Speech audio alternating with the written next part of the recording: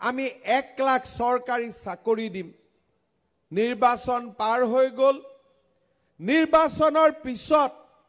আমাৰ দলৰ ভিতৰৰ পৰাই সৰকাৰি বিষয়াসকলে সকলোৱে কৈছিল যে 1 লাখ চাকৰি দিয়াটো সম্ভৱ নহয় আমি কৈছিলো নহয় অসমৰ ৰাইজক আমি প্ৰতিশ্ৰুতি দিছো আৰু প্ৰতিটো প্ৰতিশ্ৰুতি আমি পূৰণ কৰি ৰাইজৰ মাজত আস্থা আৰু বিশ্বাসৰ এটা নতুন পৰিৱেশ নিৰ্মাণ কৰিব লাগিব শ্ৰদ্ধাৰ ৰাইজ আপোনালোকৰ আশীৰ্বাদত আজি আমি ৯৬,০০০ যুৱক যুৱতীক চৰকাৰী চাকৰি দিব পাৰিলো শ্ৰদ্ধাৰ ৰাইজ চৰকাৰী চাকৰি দিয়াই নহয় চাকৰিৰ লগত জড়িত দালালৰ বজাৰখনো আমি জীৱনৰ বাবে সমাপ্ত কৰিবলৈ সক্ষম হলো এতিয়া অসমৰ দুখীয়া ল'ৰা ছোৱালীয়ে চৰকাৰী চাকৰি পায় ৰিক্সা চালক ঠেলা চালকৰ ল'ৰা ছোৱালীয়ে ঘোষ নিদিয়াকৈ চৰকাৰী চাকৰি পাব পাৰে আৰু ৪,০০০ চাকৰি দিলে মোৰ সংকল্প পূৰ্তি হয় কিন্তু আমি আৰু আগুৱাই যাব খুজিছো আৰু তাৰ বাবে এতিয়া আমি সিদ্ধান্ত লৈছো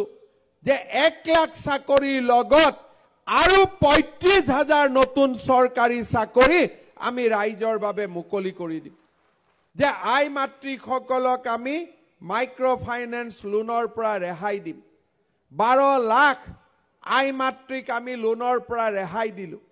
বাকি থকা 5 লাখ আই মাতৃকো এই বিত্তীয় বছৰতে আমি লোনৰ ৰেহাই দি বেংকৰ পৰা এনঅচি আনি আই মাতৃসকলৰ হাতত গটাই দিম শ্ৰদ্ধাৰ ৰাইজ এই সময়ছোৱাৰ ভিতৰতে ৪২ লাখ দৰিদ্ৰ লোকৰ হাতত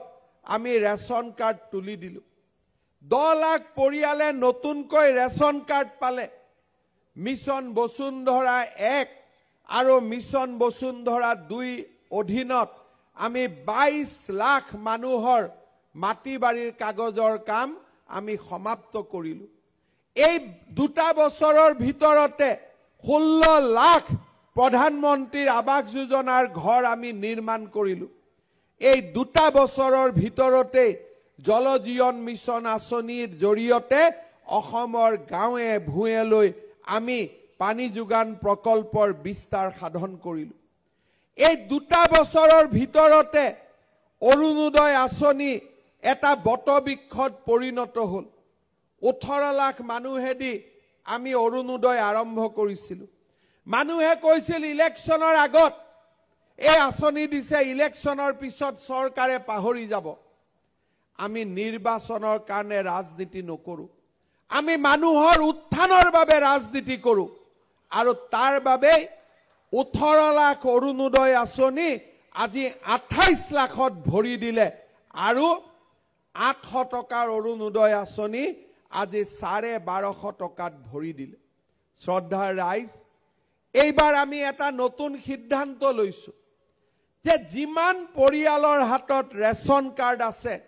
সকলোকে আমি একোটাকৈ অৰুণোদয় আঁচনি দিয়াৰ আমি ব্যৱস্থা কৰিম যাতে ৰেশন কাৰ্ড আৰু অৰুণোদয় একে হৈ যাব পাৰে কোনো পৰিয়াল যাতে অৰুণোদয়ৰ পৰাও বঞ্চিত নহয় কোনো পৰিয়াল যাতে ৰেশন কাৰ্ডৰ পৰাও বঞ্চিত নহয় ৰেশন কাৰ্ডৰ লগত প্ৰথমবাৰৰ বাবে 5 লাখ টকাৰ বছৰি বিনামূলীয়া চিকিৎসা সেৱাৰ বাবে আমি প্ৰধানমন্ত্ৰীৰ আয়ুষ্মান ভাৰত মুখ্যমন্ত্ৰীৰ আয়ুষ্মান অসমৰ কাম আমি আৰম্ভ কৰিলো এতিয়া ৰেশন কাৰ্ডখন থাকিলেই আমি হস্পিটালত গলে 5 লাখ টকাৰ আমি চিকিৎসা বিনামূলীয়াকৈ পাব পাৰো এতিয়া আমি নতুনকৈ সিদ্ধান্ত লৈছো যে এজন দৰিদ্ৰ আৰু নিম্ন মধ্যবিত্ত পৰিয়ালৰ হাতত ৰেশন কাৰ্ডো থাকিব অৰুণোদয়ো থাকিব প্ৰধানমন্ত্ৰীৰ আয়ুষ্মান ভাৰতো থাকিব আৰু তাৰ লগত পৰিয়ালৰ মুখ্য মানুহজনৰ যদি কিবা কাৰণত ভগৱানে নকৰক মৃত্যু হয় তেতিয়াহলে লাইফ ইন্সুৰেন্স এটাও চৰকাৰী খৰচতে ৰেশন কাৰ্ডখনতে থাকিব তাৰো আমি ব্যৱস্থা কৰিব খুজিছো